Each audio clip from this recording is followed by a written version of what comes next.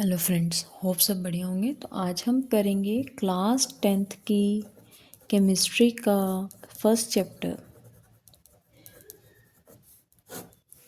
Periodic table, periodic properties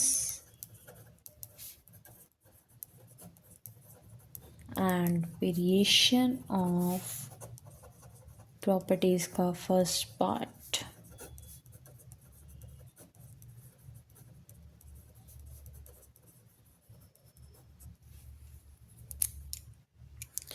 तो सबसे पहले पीरियोडिक टेबल है क्या? पीरियोडिक टेबल मीन्स कि हमने जो अपने एलिमेंट्स हमें जो पता है उनको अरेंज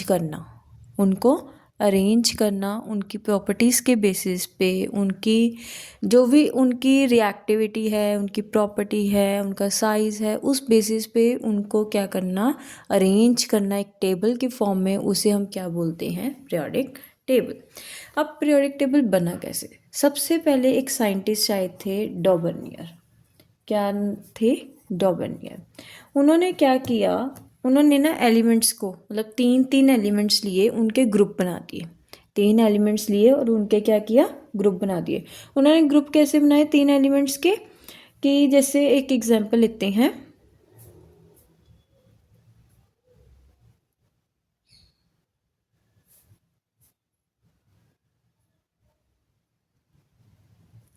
उन्होंने तीन ग्रुप बना दिए, तीन तीन के ग्रुप बना दिए, जिससे हम उन्होंने क्या बोला, ट्रायड्स। क्या बोला? ट्रायड्स।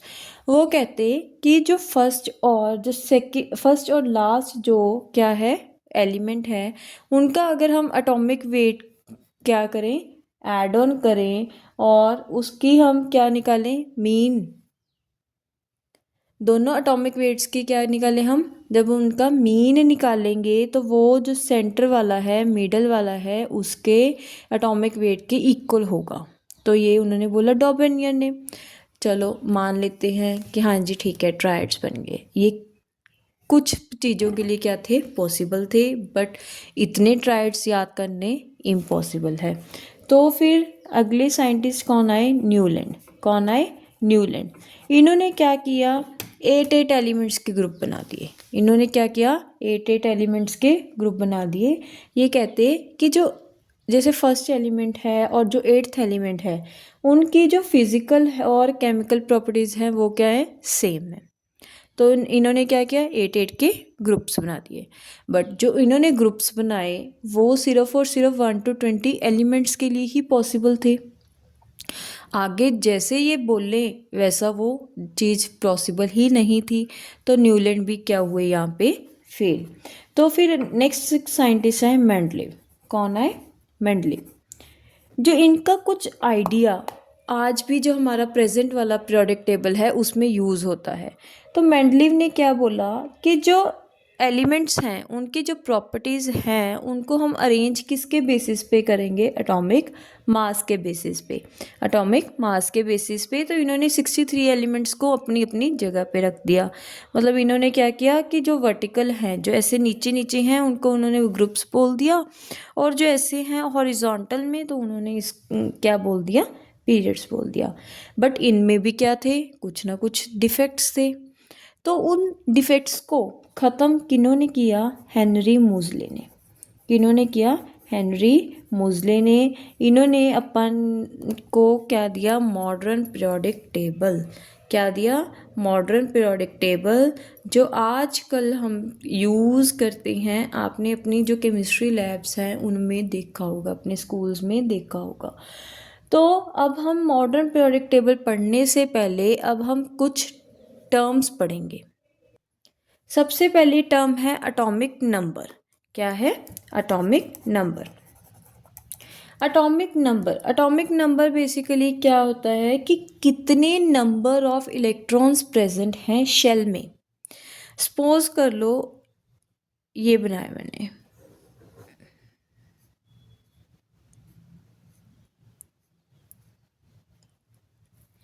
अब मैंने ये बना दिया, तो इसमें देखते हैं इसका एटॉमिक नंबर क्या है। जितने इसमें इलेक्ट्रॉन्स हैं उतना ही उसका एटॉमिक नंबर है। जैसे 1 2 3 4 5 6 7 8, तो इसका एटॉमिक नंबर क्या बन गया 8। यानी कि जितने नंबर ऑफ इलेक्ट्रॉन्स प्रेजेंट हैं पूरे के पूरे, मतलब हर एनर्जी शेल को मिला के टोटल करके, वो उसका क्या बन गया एटॉमिक नंबर। एटॉमिक नंबर के ही बेसिस पे जो हेनरी मोज़ले थे उन्होंने पीरियोडिक टेबल में जो एलिमेंट्स हैं उनको अरेंज किया था। अब जो मोज़ले हैं उन्होंने क्या किया, ग्रुप्स और पीरियड्स बनाए, ग्रुप्स और पीरियड्स बनाए। अब ग्रुप्स और पीरियड्स के बारे में थोड़ा सा पढ़ते हैं।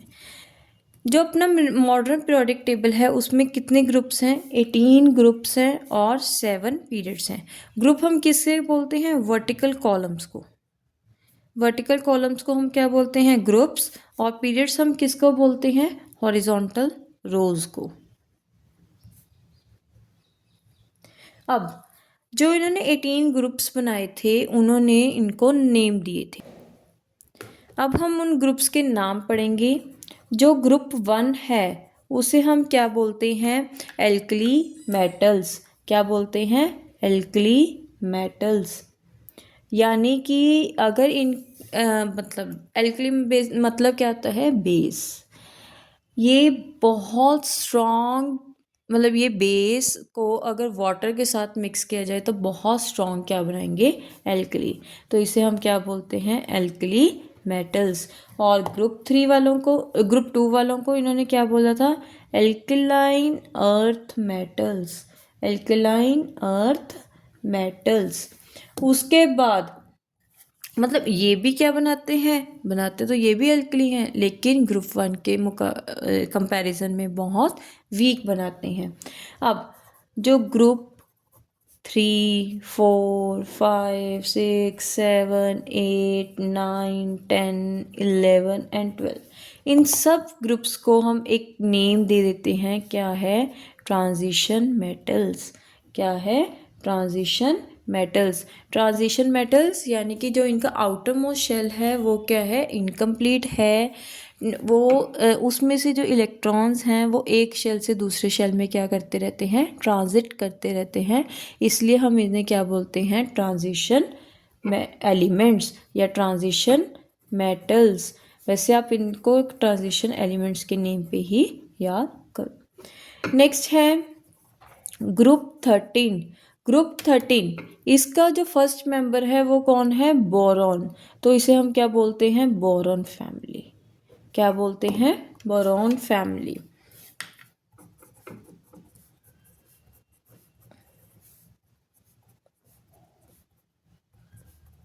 अब जो 14 है उसका जो फर्स्ट एलिमेंट है वो क्या है, कार्बन। तो इसे हम क्या बोलेंगे, कार्बन फैमिली। 15 वाले को नाइट्रोजन फैमिली। 16 वाले को हम बोलेंगे ऑक्सीजन फैमिली। अब अच्छा, जो ग्रुप 16 है उनका एक और नेम है, वो क्या है, कैल्सोजेंस। क्या है, कैल्सोजेंस। ये सीधा कैल्सोजेंस पे क्वेश्चन पूछते हैं, ऑक्सीजन फैमिली नहीं बोलते क्योंकि बच्चे क्या करते हैं, इसको इग्नोर। कैल्सोजन, कैल्सोजन यानी कि ये और बनाने में हेल्प करेंगे। और के बारे में मतलब इसका एक प्रॉपर चैप्टर है पूरा, वो हम उसमें पढ़ेंगे कैल्सोजेंस के बारे में। नेक्स्ट इज ग्रुप 17, इसे हम क्या बोलते हैं, हैलोजन फैमिली। क्या बोलते हैं, हैलोजन फैमिली। हैलोजन फैमिली यानी कि ये सोल्ट बनाने में हेल्प करेंगे। क्या बनाने में हेल्प करेंगे, सोल्ट बनाने में हेल्प करेंगे। नेक्स्ट इज ग्रुप 18, इसे हम ज़ीरो फैमिली भी बोलते हैं या फिर नोबल गैसेस भी बोलते हैं, या फिर इसे हम इनर्ट गैसेस भी बोलते हैं।